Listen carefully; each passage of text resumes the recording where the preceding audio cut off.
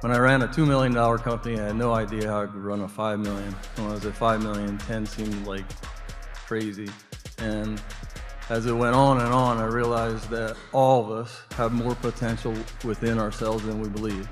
And if you just believe in yourself and surround yourself with great people, everything kind of works out. Well, it's up to the point, listeners. It's your bizoy, Chris. That's that means your boy. In case you didn't know, for anybody that might be older than me listening to this podcast. Can I say that? Oh, I just did.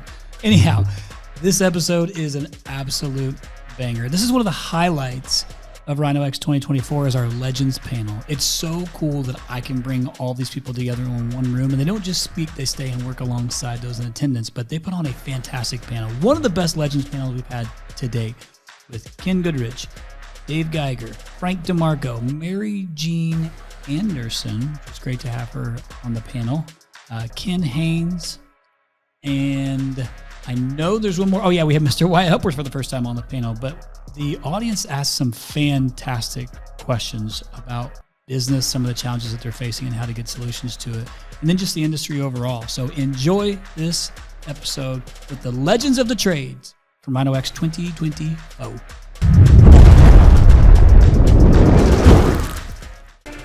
Welcome. Yeah, I got it. 60. All right, we're just going to spread these out.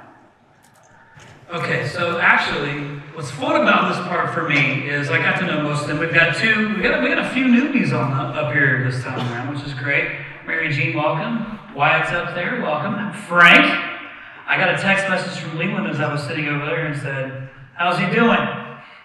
So I'll take a picture, send him like, "He's sucking, man. When can he come back, Leland?" I'm kidding. So, really great questions. I'm excited to hear the answers from this panel on what you submitted. There's a lot of diversity in the questions. So, I think the majority of the ones that I picked that you had said that you would like to ask yourself. So that's always more exciting than me asking them.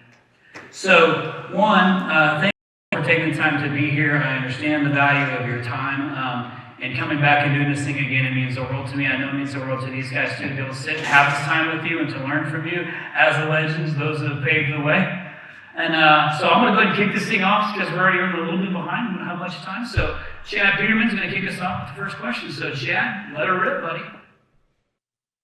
Perfect. First off, thank you guys. I know for me, this is being able to come here and ask you guys questions and converse is really the highlight of my year. So thank you for that. The question revolves around growth through acquisition. So a number of the groups have, a slightly different model when it comes to growth through acquisition, whether that's acquisition, greenfield, tuck-in, buying bigger companies, smaller companies.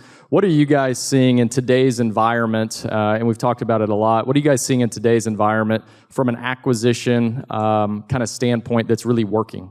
Before I comment on that question, I have to say, I was noticing when Frank and I got up here, I thought the old influencers don't fit in these chairs as well as the new influencers. Just an observation. Okay. The game's kind of different right now, right? There's a lot of the prime assets have been picked through. There's a lot of people who think, or businesses that think they're prime assets. They're not prime assets. There's a lot of kind of cobbled together groups that have dispersed cultures and not the same operating system, and all just run around like a bunch of wild Indians and not really a cohesive business.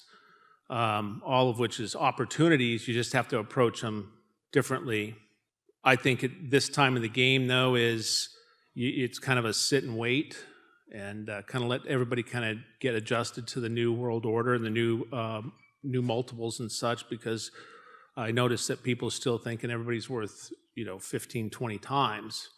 On the other hand, me personally, and this is probably before my PE experiences, I always kind of like to get the smaller companies that had a little bit of grit and they were just kind of on the upswing, that we could pick up some management team and then start to help them implement the process and grow. I could buy them at a more reasonable price and pick up some talent and move on from there. And it was a lot easier for me anyway to take a culture and a business system that was dispersed from mine and make it work when it wasn't as big and it wasn't performing well and the culture wasn't so deep. It was easier to meld. Trying to take a culture like a Nexstar business, I always use this example, most of those guys are it's a great system and they've dedicated the business to the system, and if it doesn't quite match your foundational system, is very difficult to move again. You're going through another set of change with people. It's difficult to move it your way or the other. That's why you see the bigger groups that are Nexstar fundamental businesses kind of stay Nexstar fundamental businesses. And we also have talked about that model sometimes hits a wall here or there at different places. So I guess the long way of saying is you got to be a little more creative right now. And I think for your case particular, I kind of think do what you're doing because you're doing well at it. Look, Ken summed it up for me. It's, or I think for all of us, environment's changed. Premium assets, hard to find for us. We're looking for, if we're going to go to a new market, we're going to look for typically a larger business north of 20 million. That's really hard to find to start with. And, the idea that you're going to pick these businesses up and they just continue to go up and to the right, that's even more challenging in today's environment. And we've talked about it all day today. But it's just tougher to find the businesses. So we're having to grow, the best value we can create is organic EBITDA growth. If we find the right one, we try to be pretty picky, but Ken and I were talking yesterday. I mean, there's no reason for us with our portfolio to make a bad decision or force in buying a business that we think is a project and we want to make it better. So just a lot of assets are not there. And with the year that a lot of people had in 23, now there's a lot of people sitting because they have to outgrow, and they know the game. Everybody in this room is smarter. Everybody in the country is smarter about what the purchase price is going to be based on. And then we also see multiples flattening or staying the same or dropping a bit. So that's what we're seeing. I think it's already been said. Just a quick add to that. There's no question the pace of deals have slowed down, I think primarily for two reasons. One, as Frank just mentioned, 2023 was a tough year, challenging on folks' EBITDA, and so as a result, those numbers are down, so you sit and get back up to where you were. And then, of course, the cost of capital. I mean, it's gotten expensive to borrow money, and when it gets expensive to borrow money, multiples come down. So it's kind of a double whammy. And so when does that change? I don't know. I don't think it stays this way forever. There's still deals. We just closed on an acquisition 2 weeks ago, and so as a business, we'll continue to be opportunistic and look for great partners. That's what we do. There's very little. I'm fortunate with our private equity. There's very little pressure to do deals for the sake of doing deals. The best kind of growth for everyone in this room is organic growth. That's the most arbitrage down the road. And that's fine. And then, I view M&A or inorganic growth as icing on the cake. Find the best assets, if you will, best companies in the markets we absolutely want to be in and partner with. And if they don't exist, we'll just continue to focus on organic and some greenfield. So hopefully, I think things bounce back. I think 24 continues to be tough in terms of freeing up money, if you will, and the economy. And I think as we roll into 2025, we'll see the pace pick up. I don't have anything to add other than when we are looking for the, acquisitions, we're looking for a good management team with integrity, and that's probably number one on our list. Yeah, I think I was really lucky, actually. 2.5 years ago is when we made our partnership with Knox Lane, and I didn't know as much as I thought I did back then. It's been 2.5 years, and definitely learned quite a bit. But what I'm lucky about is that we actually partnered with the private equity that wanted to spend money and actually buy businesses, and trusted Jeremy and myself and our team to bring those companies in and grow to 28 locations pretty darn quickly. So just feel really lucky that we've been able to bring in so many partners and work with them. And I agree with everything everybody else is saying. It's a lot of companies out there that are not doing as good, but there's still some really great companies out there, and it's exciting to see people tighten up and get better at running their businesses and paying attention to the little details and not just playing around and screwing off all the time and expecting their business to keep making their money for them. So I actually really love well-run businesses, and that our business is well-run, and I don't really like seeing sloppy, junky businesses out there. And so it's been really fun seeing other people, people get back to the basics and grow really great businesses. I remember back years ago, I didn't really like my business, and I went to events like this about every other week. We were traveling around to different companies and visiting with them, and making a lot of changes in our business. And now I like my business, and I know Jeremy likes our business, and the companies that have joined with us. I hope they love their businesses. I think they do. So. Awesome. There was a Mount Rushmore reference earlier, and you guys as legends are kind of the Mount Rushmore for a lot of us younger generations, so thank you for being up there. I guess my follow-up question on that is, in prior RYNOs, there was a reference made about the window being open or the window being closed for acquisitions. Where do you guys currently see that same reference of the window being open or window being closed for M&A? I think the window is still open, but like what Ken said, the cost of capital. So as the interest rates go up, the multiples come down. And I think the best thing to focus on is not if the window's open or shut, but run the best company. And when it's your time, and you'll know that.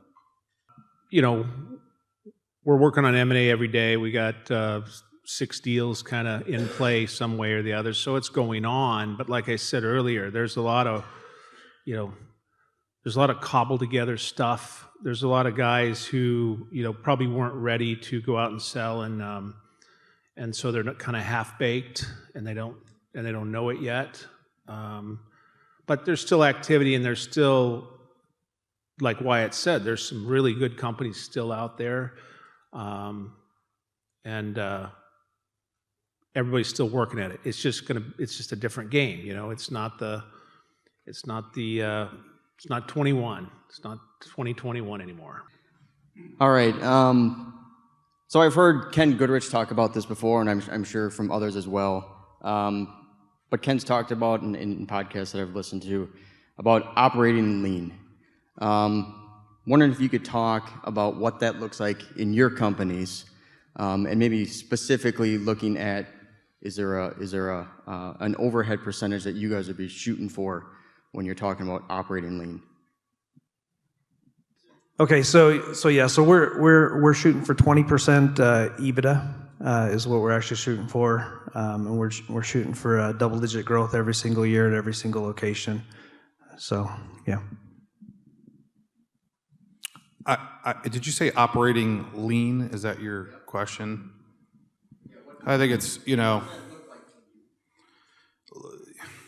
for us, we're going to try to have our corp number be no more than 3%.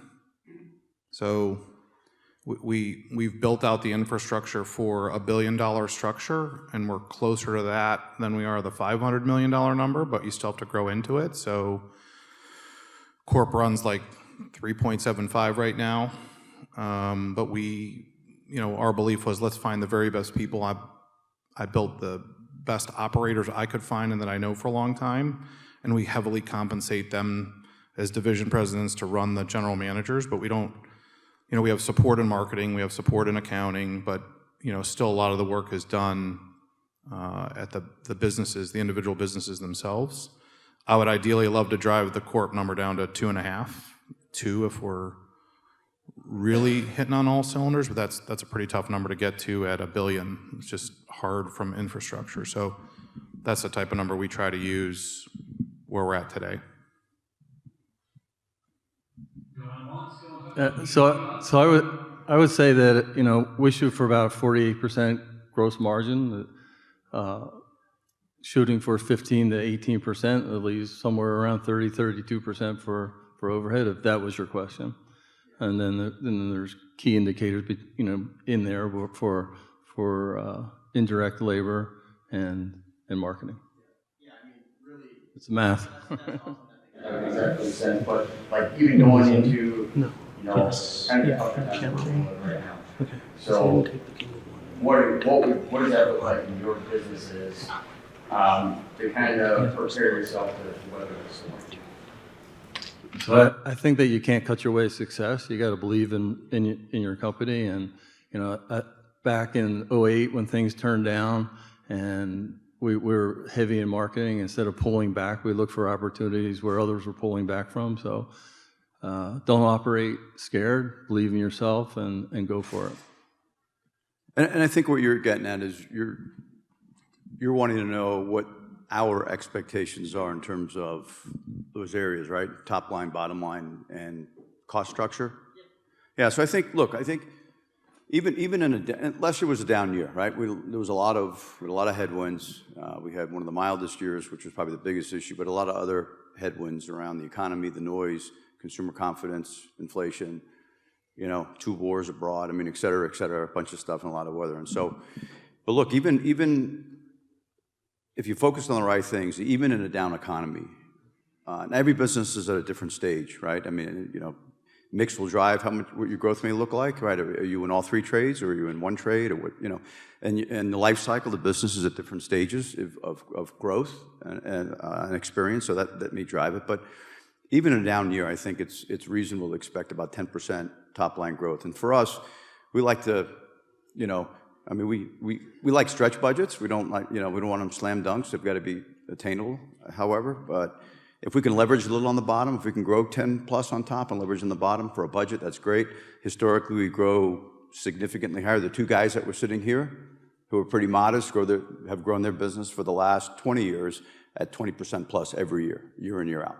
Right, and they're already and they're big. These aren't small businesses. So based on your size, that drives the numbers actually obviously are bigger.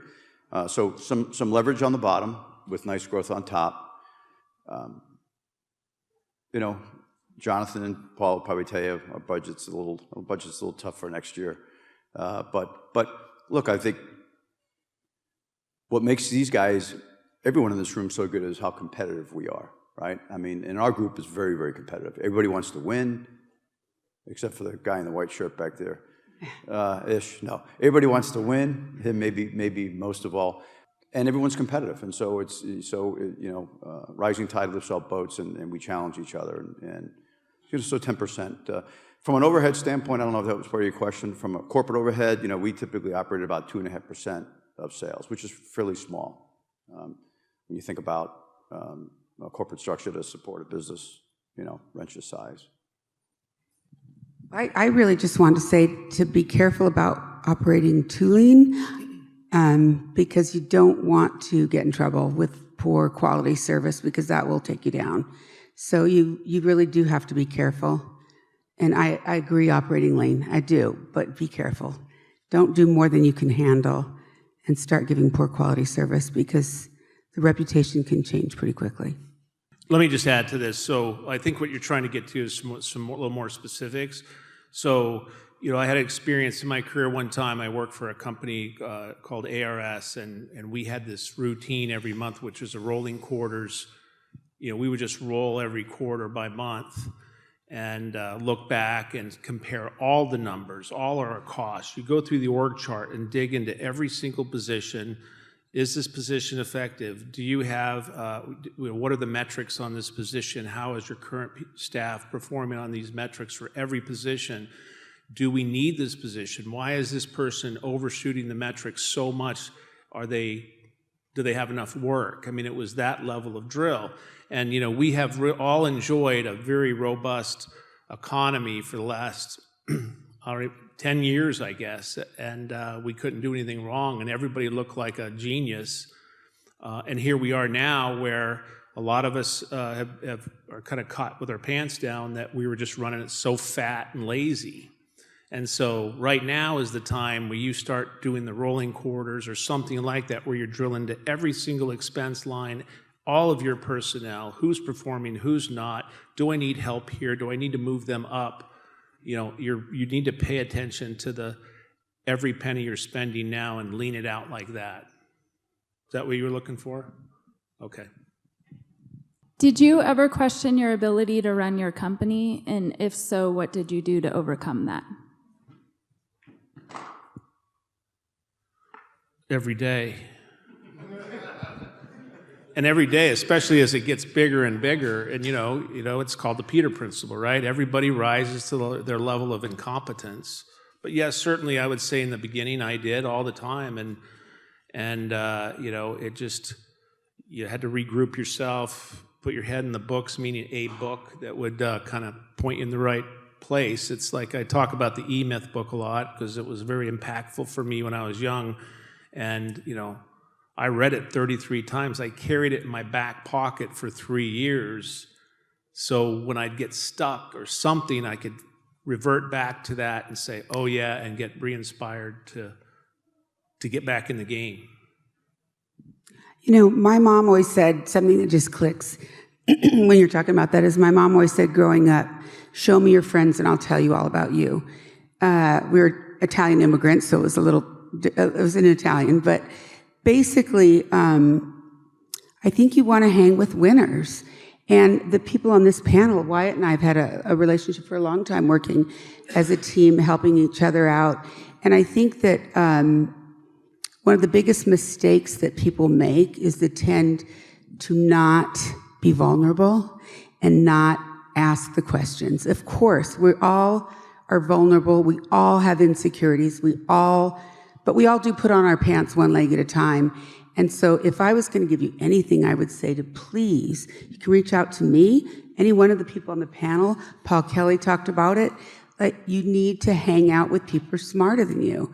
And I remember getting on a board where everyone had MBAs, and it took me months to say a word in that until one time they were talking about banking fees, and all of a sudden I realized that I did know what I was talking about.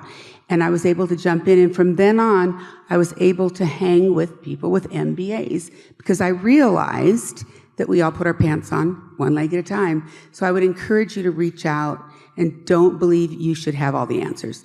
If you do that, you're just not going to grow. I think we all probably have doubts. I've run individual companies my whole life, but if you asked me if I thought I'd be running something that was approaching $1 billion, my answer would be I'm not qualified. What I've learned is, private equity's taught us a lot on how to look at these businesses. At least that's the business I'm running. And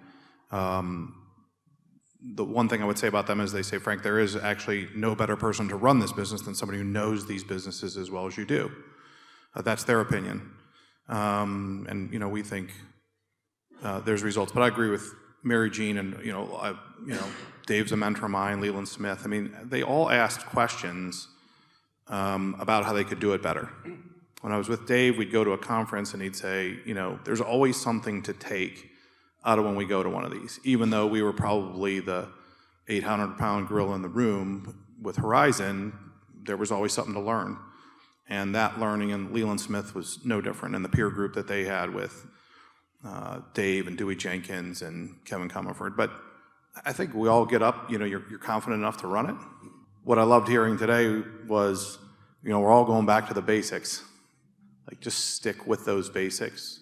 Over time, you're going to win. And so for me, it was, you get up every day and our leadership team relies on the fact that we know what we're doing, but I think you doubt yourself every once in a while and you ask questions, and I think Mary Jean's right, you're vulnerable, ask what you don't know. At the same time, there's some real wins that come every day, and there's learnings that you get every day running them. But I think there's always a bit of doubt in your head, and then you get up and forge forward and grow the business and do the right things. And so I think there's always a little bit of doubt in everybody's head. Are they doing it, and can they do it?